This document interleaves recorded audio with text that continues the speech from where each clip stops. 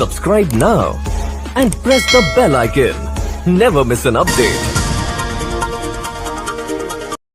इस बात की जिद पे अड़ा बैठा है, देश के प्रधानमंत्री को अपनी जिद छोड़नी पड़े।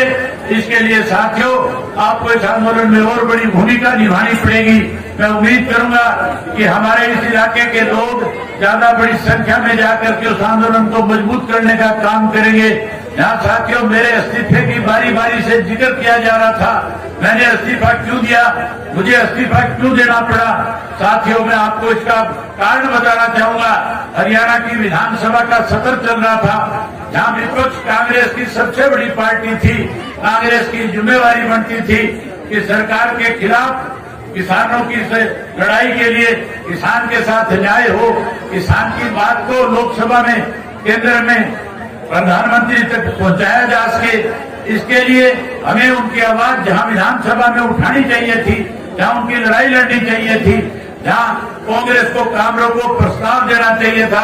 जो कांग्रेसी आज रोज अखबारों में खबर छपाते और कहते हैं, कभी हुड्डा कहता है, कभी उसका बेटा बोलता है, कभी कोई और तीसरा कांग्रेसी अखबार की खबर बनना चाहता है, जो बारी बारी ये कहते हैं कि हम अविश्वास प्रस्ताव लेकर के आएंगे। जिस दिन प्रस्ताव कांग्रेस पार्टी के सामने सरकार की तरफ से रखा गया था, उस दिन कांग्रेस पार्टी की जिम्मेवारी बनती थी कि उस प्रस्ताव के ऊपर चर्चा करते, उस प्रस्ताव के ऊपर अपनी बात कहते, उस प्रस्ताव के ऊपर किसान का पक्ष रखते, सरकार को मजबूर करने का काम करते। लेकिन साथियों, वहां पक्ष रखने की बजाय कांग्रेस के लोगों ने वॉकआउट करके सरकार की मदद करने का काम किया था। मैं नहीं कहता कि भूपेंद्र सिंह हुड्डा आज भारतीय जनता पार्टी के एजेंट के रूप में काम करता है। ये बात कांग्रेस की कार्य समिति की, राष्ट्रीय कार्य समिति की जब बैठक हो रही थी, जिस चिट्ठी के ऊपर भूपेंद्र सिंह हुड्डा ने दस्तखत किए थे, जो आजाद ने एक चिट्ठी तैयार करी थी जिसमें इन्होंने दस्तखत किए थे और कहा था कि हमें स्थायी अध्यक्ष चाहिए।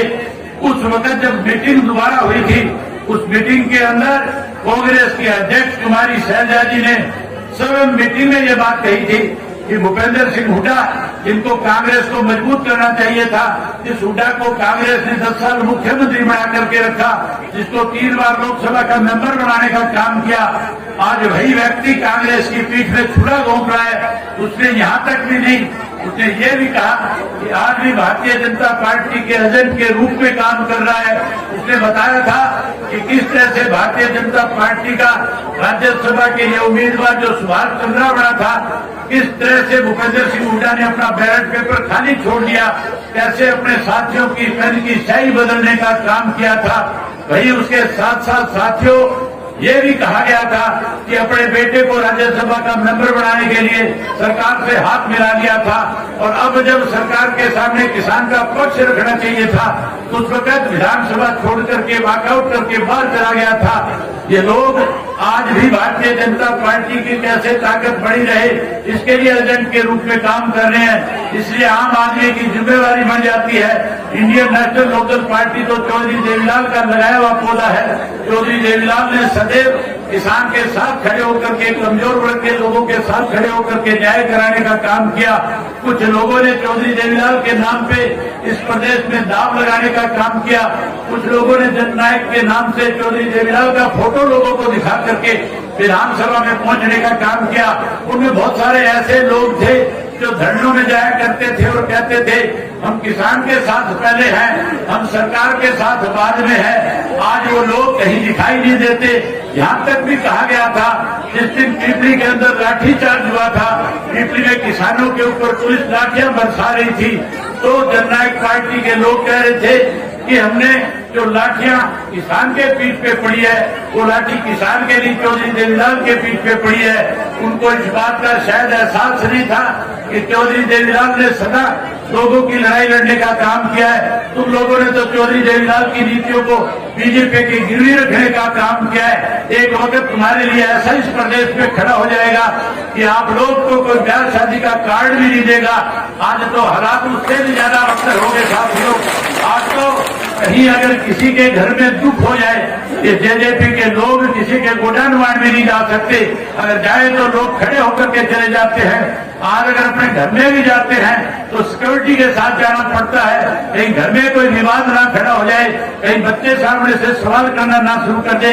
जिन लोगों ने इस किस्म से इस प्रदेश के लोगों के साथ विश्वासघात किया है, आज आपके सामने मौका है जहां इस आंदोलन को मजबूत करो, कहीं ऐसे लोगों को भी सबक सिखाओ ताकि आने वाले समय में कोई भी चौधरी देवीलाल की तस्वीर देख करके उनके नाम को बदनाम करने की हिम्मत ना जुटा पाए।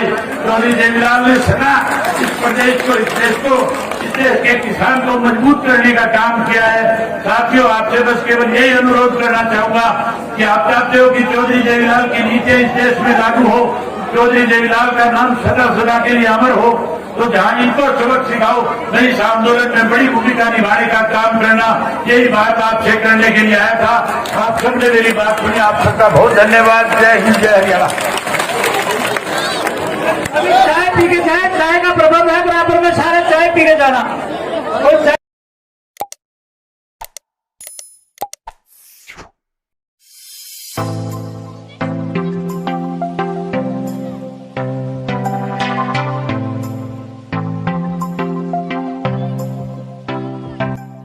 Khalsa designing studio.